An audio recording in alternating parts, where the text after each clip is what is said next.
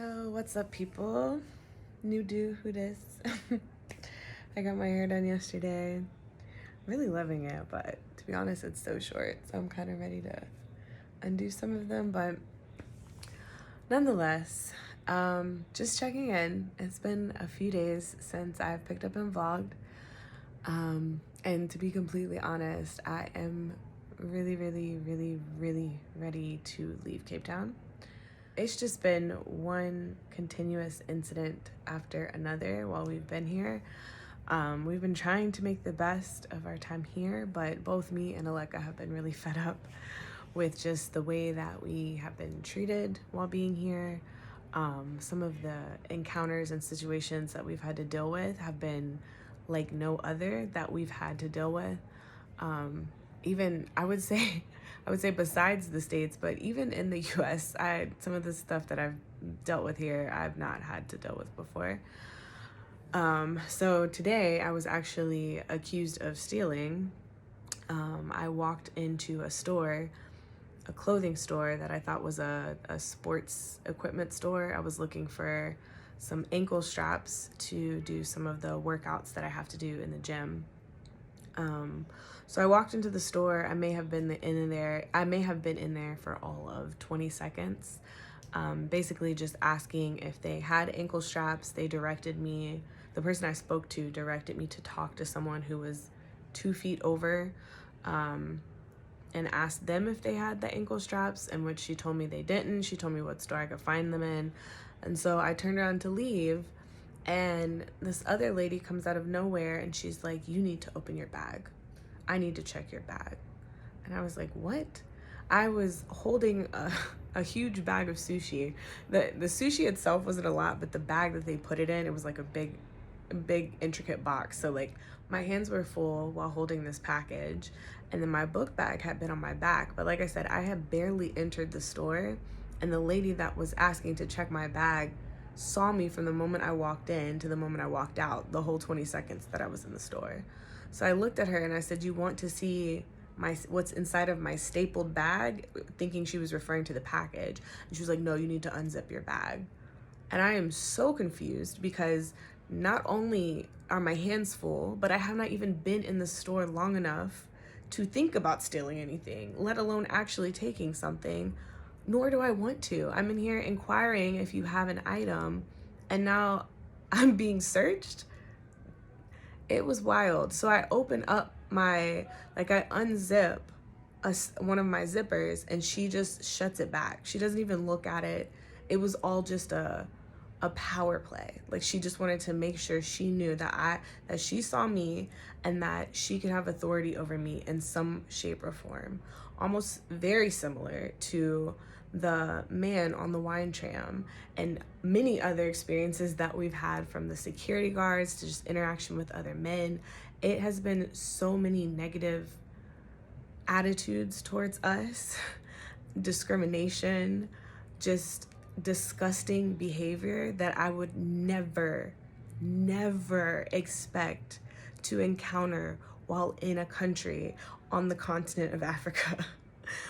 It's been mind-blowing. It's been frustrating. It's been infuriating. And I'm just ready to go. I'm so ready to go. I have not been in the mood to vlog very much. I actually posted about the wine tram incident on my TikTok story. I have updates on my social media that come a little quicker than these videos because it takes me some time to edit. So if you're not following me on YouTube or TikTok, be sure to follow Ariventuras there. But yeah, the backlash that I got from some of the people who claim to live here, telling me that the bus driver telling us to get to the back of the bus was not racism.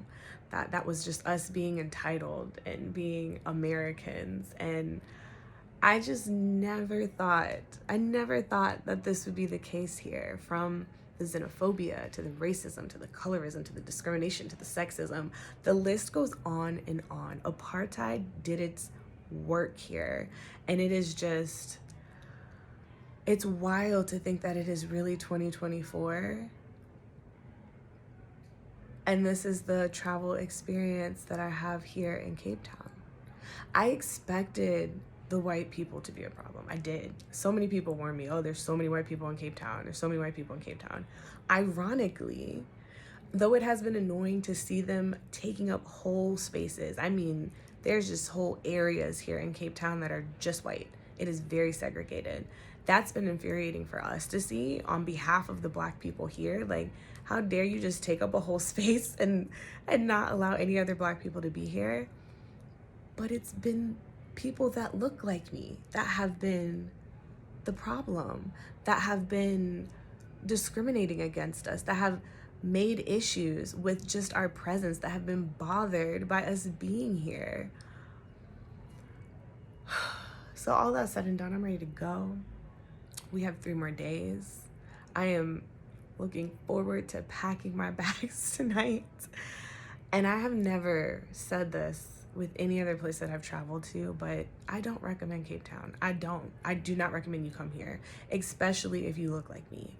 Go anywhere else. Go to Johannesburg. But honestly,